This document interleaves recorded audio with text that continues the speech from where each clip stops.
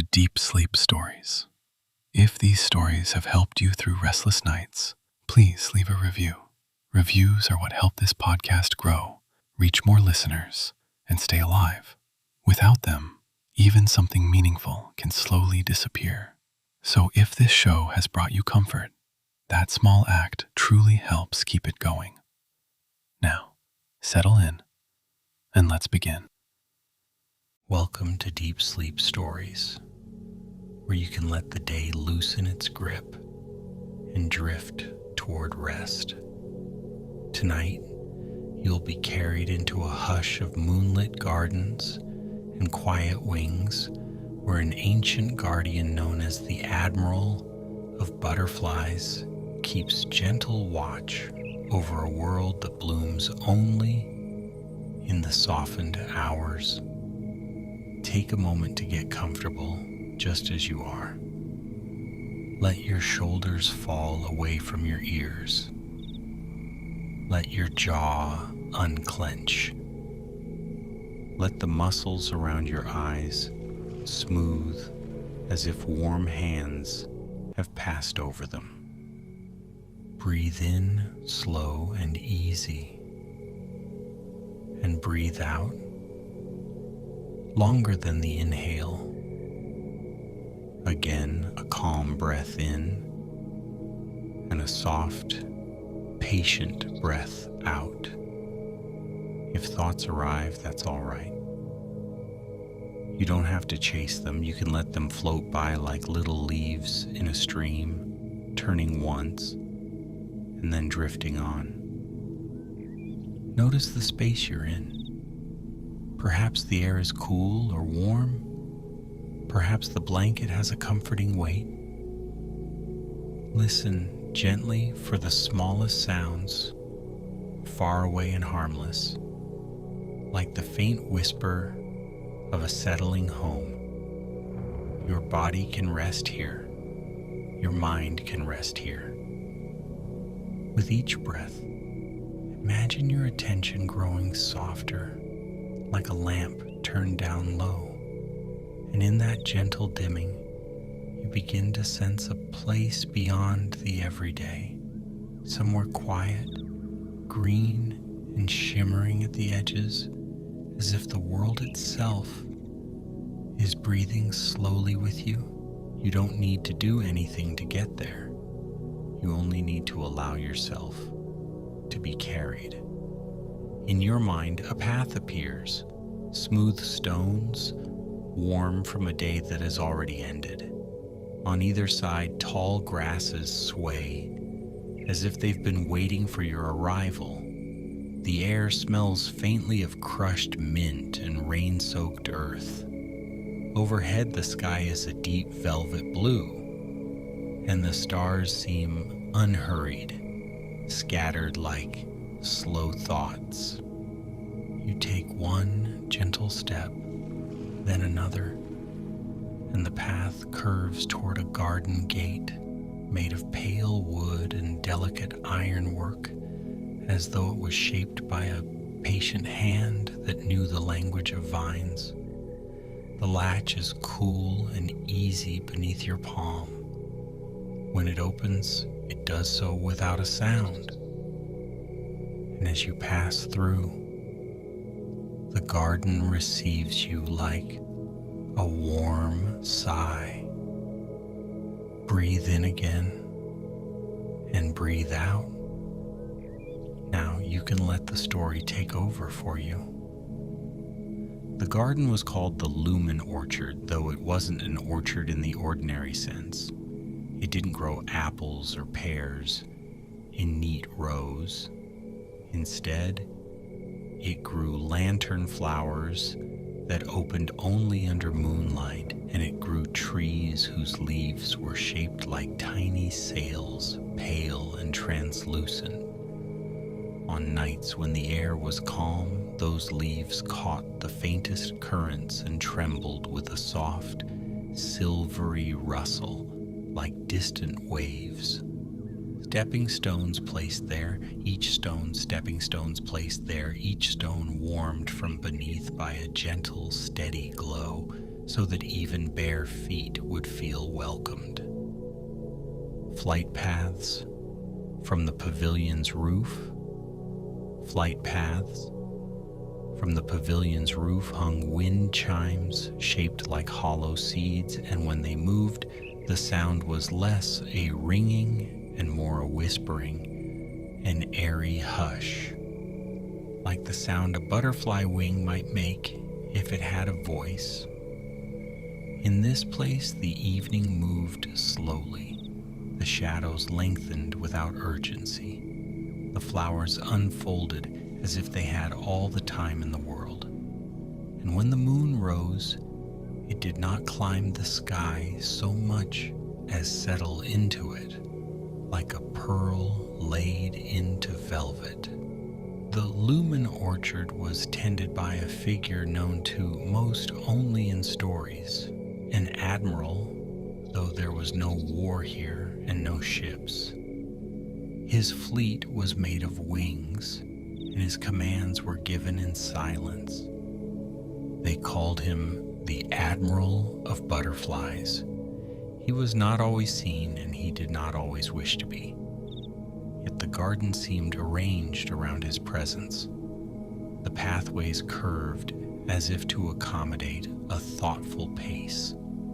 The lantern flowers opened as if to greet a familiar caretaker. Even the breeze, when it arrived, took a gentler shape near the pavilion, as though it recognized the one who listened to it best. On this particular night, the Admiral arrived just as the first lantern flowers began to glow. He did not stride in like a person making an entrance. He appeared the way a calm thought appears, already there, already steady. A cloak hung from his shoulders, long and dark, sewn with subtle threads that shimmered faintly when he moved.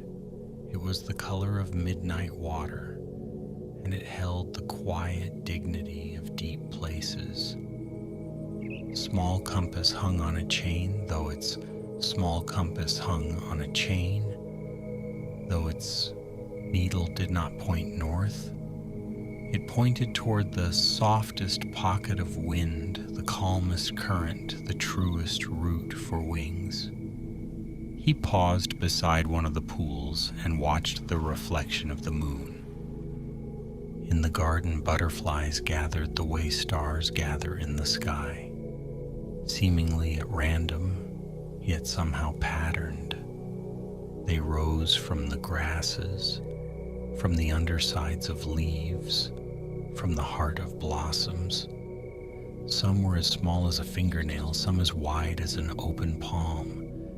Their wings carried colors that seemed borrowed from dawn and dusk: pale gold, smoky violet, misty blue, and a white so gentle it looked like light itself. They did not swarm, they drifted. They spiraled upward in slow, dreamy paths, as if each one were remembering music. The Admiral lifted one hand, not as a command, but as a greeting. A butterfly with wings like faded parchment floated toward him and landed on his knuckle. It folded its wings neatly, like a letter closed. He watched it with patient attention. And for a long moment, nothing happened at all. Then the butterfly opened its wings again, and the air around it seemed to brighten, just slightly, as if the wing beats stirred something luminous from the night. The Admiral nodded, as though receiving a report. He moved toward the pavilion.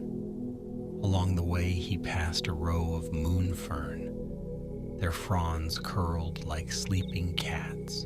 He passed a tree that dripped slow droplets of glowing sap into a bowl of stone. He passed a low wall where soft moss grew thick and plush, inviting any wandering creature to rest the pavilion, he placed a hand on one of the carved beams and felt the steady pulse of the garden's quiet life. And then he waited, because in the Lumen Orchard there were always visitors, though not the sort who arrived in noisy groups, carrying bright lights and big voices. The ones who found this place did so by accident, or by longing, or by the gentle tug of a dream they could not ignore. Tonight, that visitor was a girl named Elowen. She came along the stone path as if she'd been walking in her sleep. Her hair was dark and softly tangled, and a shawl was wrapped around her shoulders in a way that suggested she hadn't been thinking about the cold. Her eyes were open, but her expression was distant, as though she was looking through the air rather than at it. Behind her, the garden gate had closed again, quiet as a breath. Elowen paused near a cluster of lantern flowers. Their light tinted her cheeks with a warm glow. She reached toward one blossom, then hesitated, her fingers hovering. The Admiral watched from the pavilion, still as a statue carved from calm. A butterfly, one with wings patterned like gentle tides, floated down and landed on Elowen's shoulder. The girl blinked slowly, and her gaze sharpened. Just a little. It was as if the butterfly had reminded her that she was awake. She lifted a hand to her shoulder, careful not to disturb it. The butterfly stayed, wings gently opening and closing. Elowen whispered something, though the words did not carry. The Admiral stepped from the pavilion, not suddenly, but in a way that made space for her to notice him without surprise. He stopped a respectful distance away, his posture open, his expression quiet. Elowen looked at him. For a moment she seemed uncertain, like someone recognizing a person from a half-remembered tale. Then she said softly, "Are you real?" The Admiral did not answer with words right away. He tilted his head, listening, not only to her voice, but to the tremble of her breath, to the hush in her shoulders, to the way her hands held themselves as if they didn't know where to rest. After a moment, he spoke in a voice that matched the garden, low, warm, slow. "As real as the night needs me to be," he said. Elowen's eyes drifted up to the butterflies. They were gathering now in loose rings above the pavilion, their movement like slow, living embroidery. "I think I followed them," she murmured. "Or maybe they followed me." The Admiral's gaze lifted too. "Sometimes it is both." Elowen swallowed, as though the quiet was too big for her and she wasn't sure where to set it down. "I couldn't sleep," she admitted. "I tried, but my thoughts were loud, like a room full of ticking clocks." The Admiral's expression did not change in any dramatic way. There was no shock, no worry sharpened into lines. Only understanding, steady, and gentle. "Then you have come to a place where the clocks forget how to count," he said. Elowen let out a small breath that might have been a laugh or might have been the beginning of relief. "Is this a dream?" "It can be," the Admiral replied. "It can also be a resting place between dreams, a harbor." He glanced at the compass at his throat. The needle quivered slightly as if sensing Elowen's presence. "You arrived on a restless tide, Elowen looked around again, taking in the glowing flowers, the pale trees, the soft moss. Her shoulders lowered by a fraction. "It's beautiful," she said, and her voice sounded like it belonged here, already softer. The Admiral inclined his head. "Beauty is a kind of medicine," he said, "especially when it does not ask anything from you." Elowen's gaze returned to him. "They call you an admiral?" she said, the words tasting of storybook pages. "Why?" The Admiral's cloak shifted slightly as a breeze passed. The fabric caught a thread of moonlight and shimmered like dark water. "Because I guide," he said, "not armies, not ships, but small travelers of air. They move in patterns that keep the garden breathing." Elowen watched a butterfly drift close to the Admiral's shoulder, then turn away again, as if completing a quiet circuit. "And what do you guide them toward?" she asked. The Admiral looked toward the far end of the orchard, where a narrow stream wound through the grass. Over the stream arched a bridge made of pale wood. Beyond the bridge, the garden thickened into something like a small forest, where taller trees stood with branches braided together. A faint glow pulsed there, like a slow heartbeat. "Toward the light that helps them remember," the Admiral said. "Toward the places they are meant to be. Toward rest." Elowen's face softened at that word, as though her body recognized it, even if her mind didn't trust it yet. "Can you guide me?" she asked, and the question was so quiet it barely disturbed the air. The Admiral did not rush to answer. Instead, he stepped closer and extended his hand palm up in a simple invitation. His fingers were steady, warm-looking, as if they carried the heat of patient fires. A butterfly floated down and landed on his palm. Then another, then another. They arranged themselves like living badges, wings gently folded. The Admiral held his hand out toward Elowen. "You may walk with me," he said, "and the garden will do the guiding too." Elowen stared at the butterflies on his hand, then at the path beyond. She took one careful step forward. The butterfly on her shoulder lifted off and joined the others, circling her head once before gliding away. Elowen reached her hand out. The Admiral did not take it like a grip, not like an anchor. He touched her fingers lightly, as if to remind them they could be held without tension. And together they began to walk. Their pace was slow, unhurried, and the garden seemed to widen around them. The lantern flowers bowed slightly as they passed, like polite hosts. The air grew cooler near the stream, carrying the scent of water and smooth stones.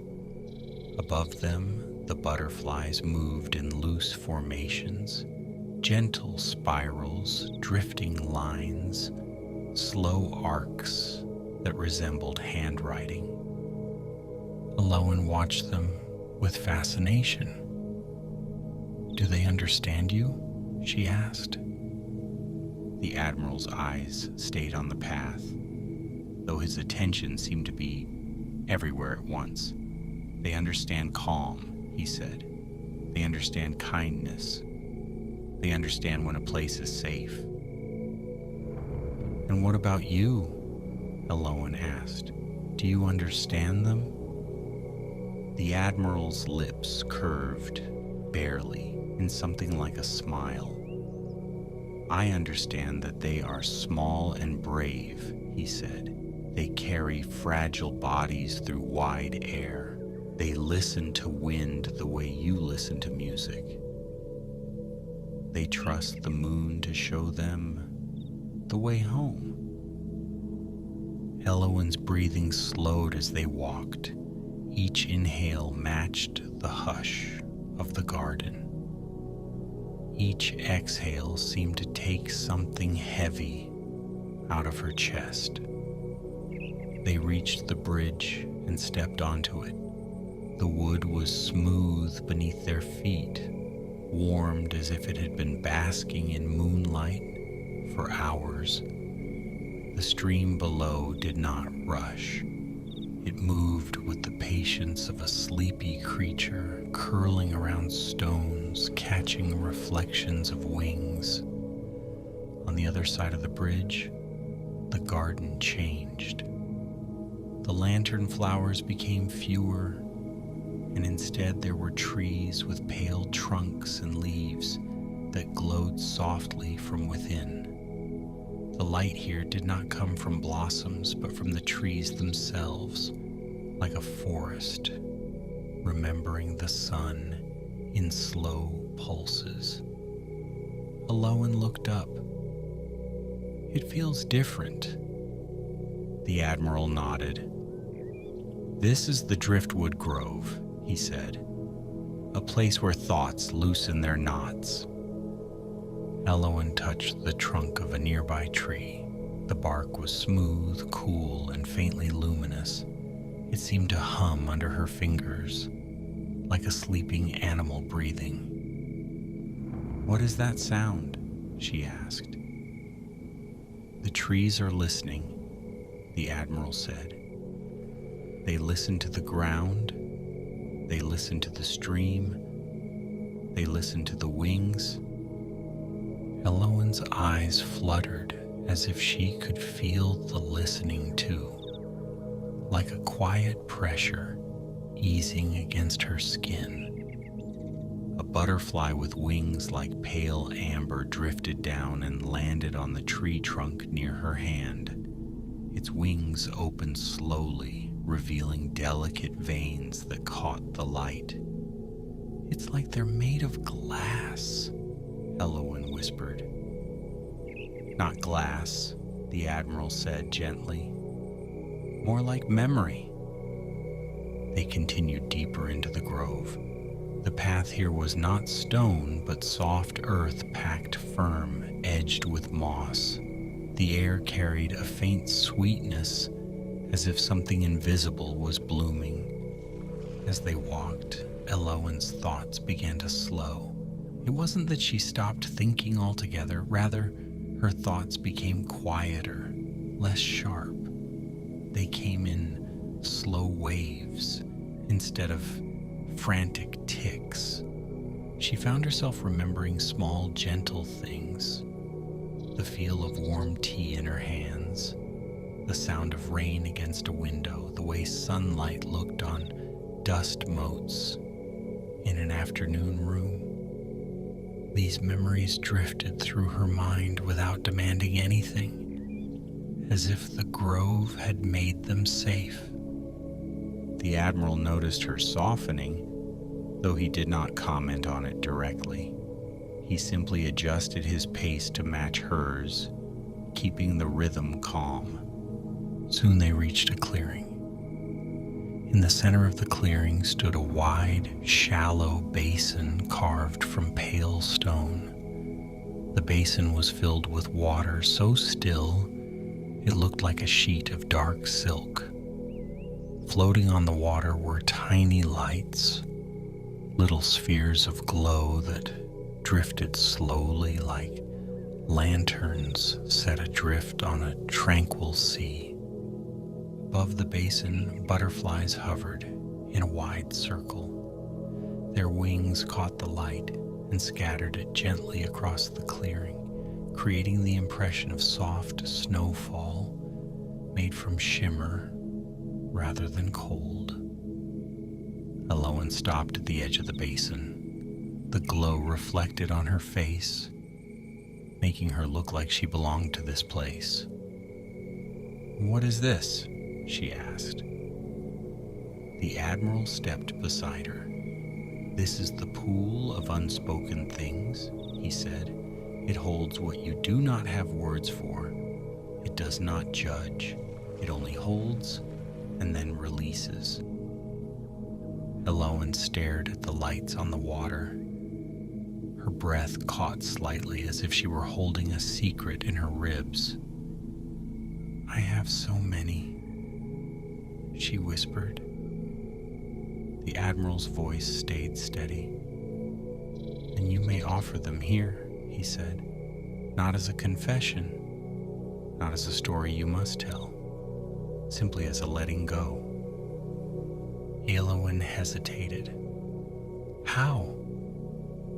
The Admiral lifted his hand and gestured toward the pool. "You do not need to name anything," he said. "You only need to feel the weight of it, and then imagine setting it down."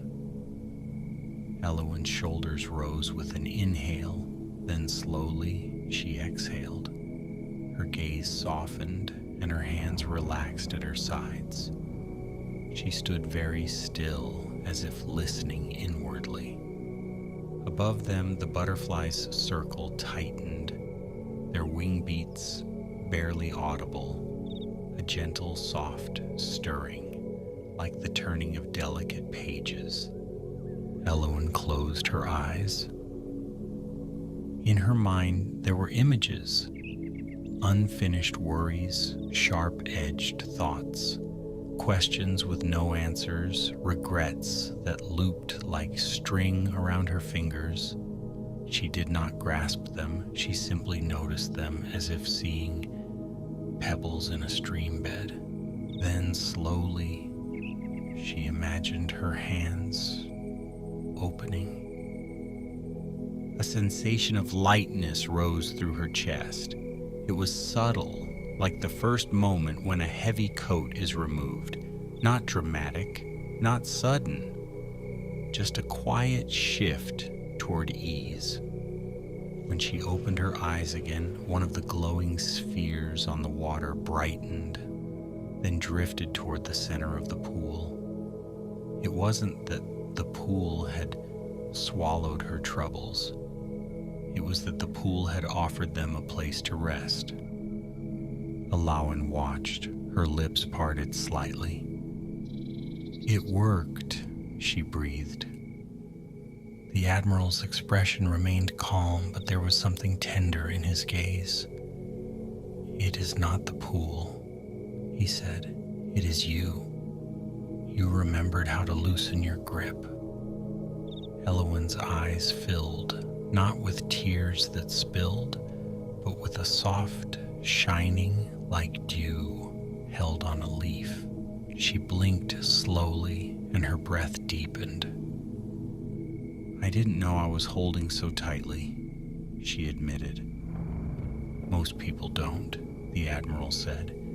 "They think holding is the same as managing, but holding can become a kind of storm." Elowen looked at the butterflies. "And you?" she said. "Do you hold anything?" The Admiral was quiet for a moment. His gaze drifted to the trees, to the stream, to the slow movement of light. "I hold the map," he said at last, "not the burden. The map is simply a way of remembering where calm lives." Elowen turned that over in her mind like a smooth stone.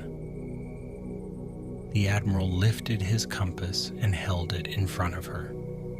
The needle trembled, then pointed toward the far side of the clearing, where the grove thickened again into shadow and pale light.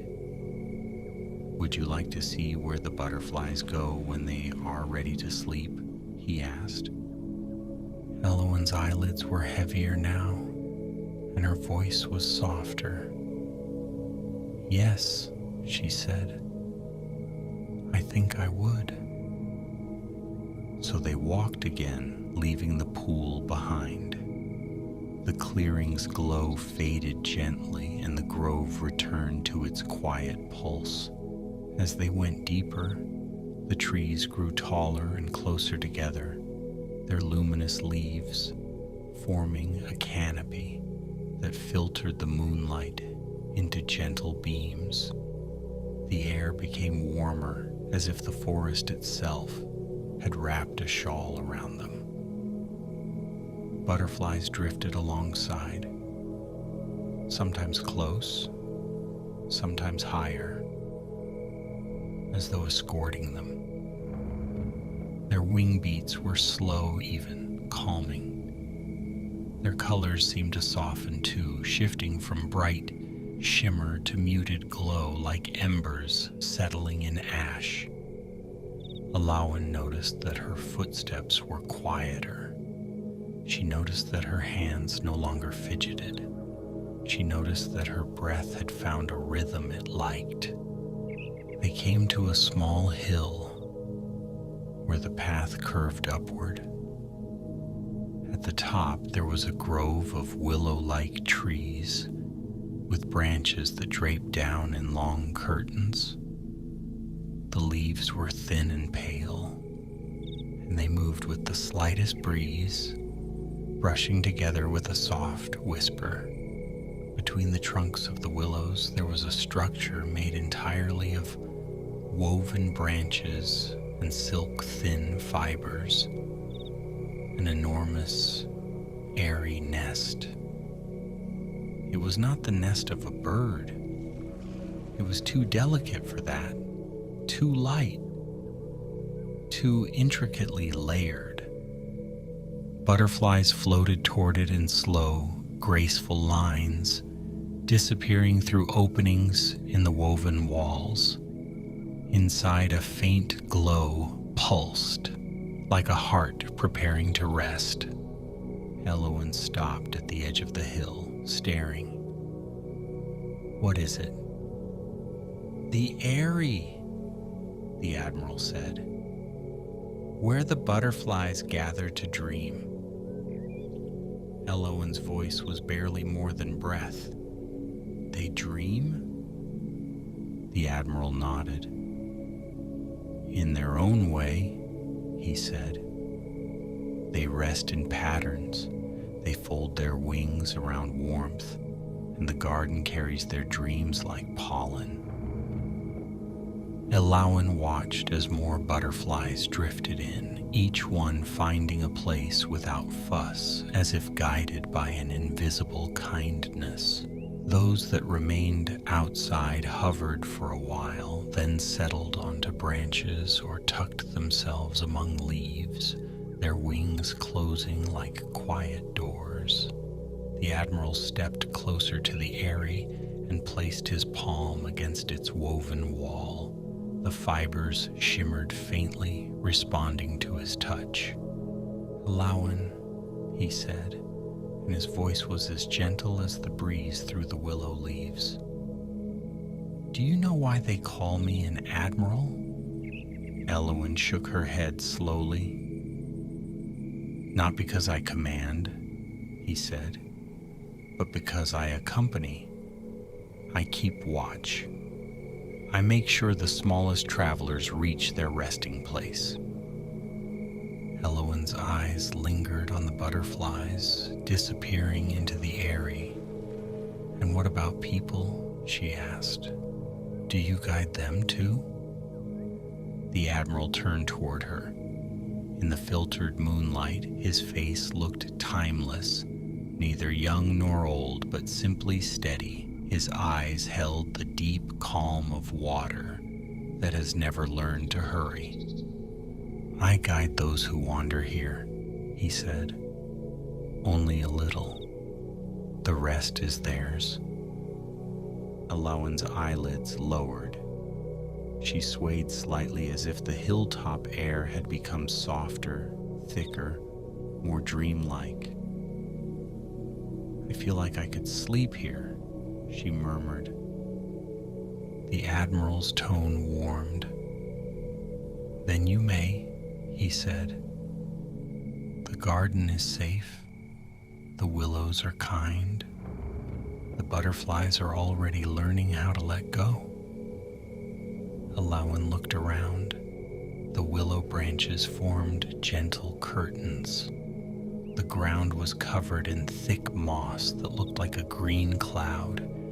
The air smelled of soft leaves and moonlit water.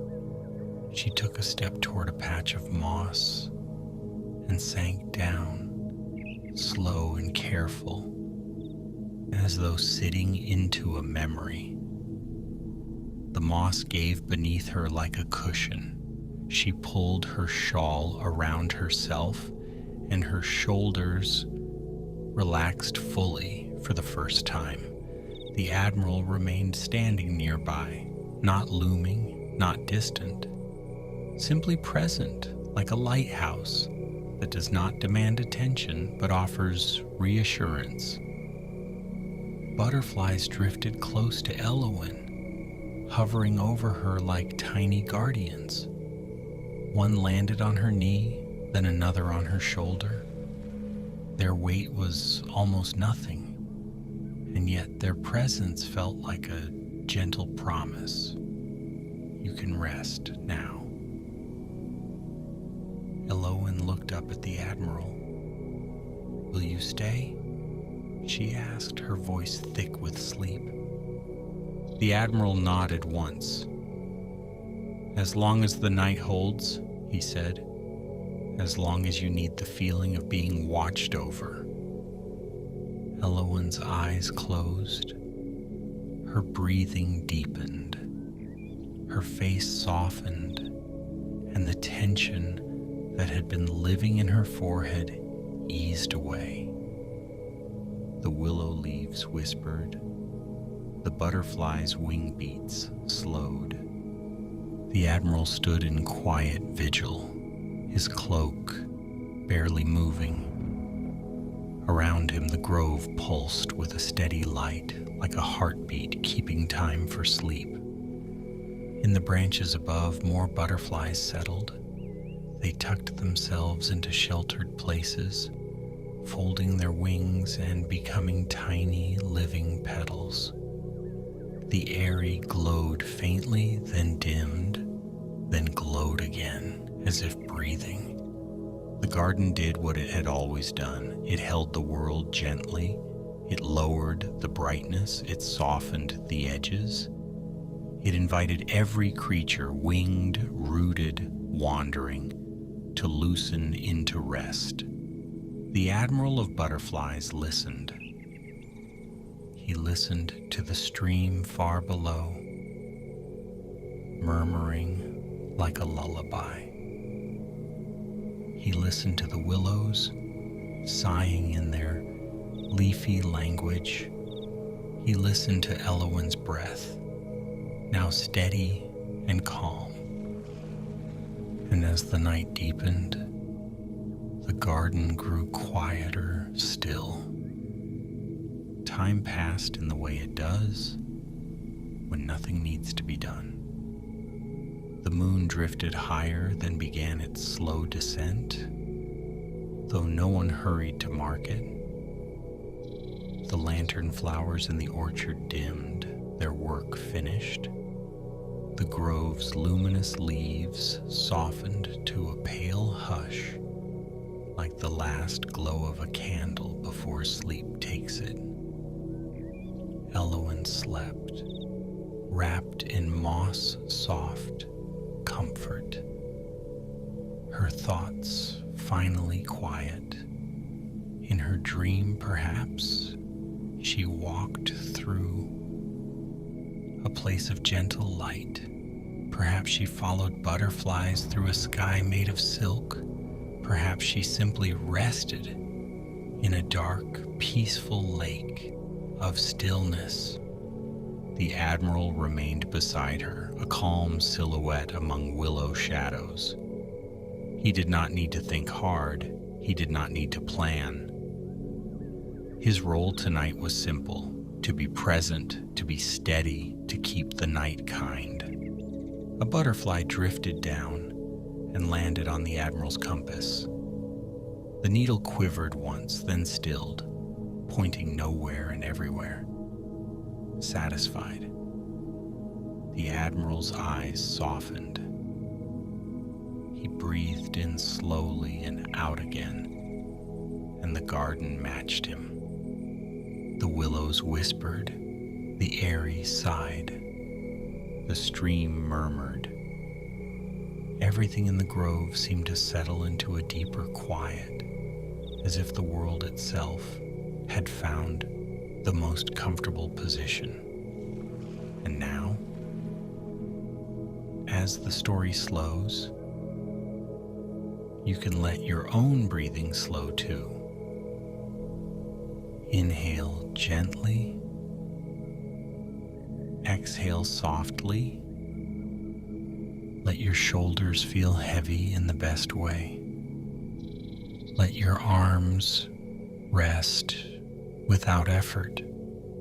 Let your legs sink into stillness. Imagine the willow leaves above you, making a soft shelter. Imagine the butterflies folding their wings one by one, like tiny doors closing on gentle rooms. Imagine the Admiral standing nearby, keeping watch with patient calm, making sure you are safe to sleep. No need to think, no need to follow, only to drift. The garden grows quieter, the lights dim. The air becomes a warm, velvety hush. Your thoughts can float away now, loose and harmless. And as the night carries you deeper, you can fade into rest the way a lantern flower closes, slowly, naturally, peacefully. Good night, dear traveler. Sleep well.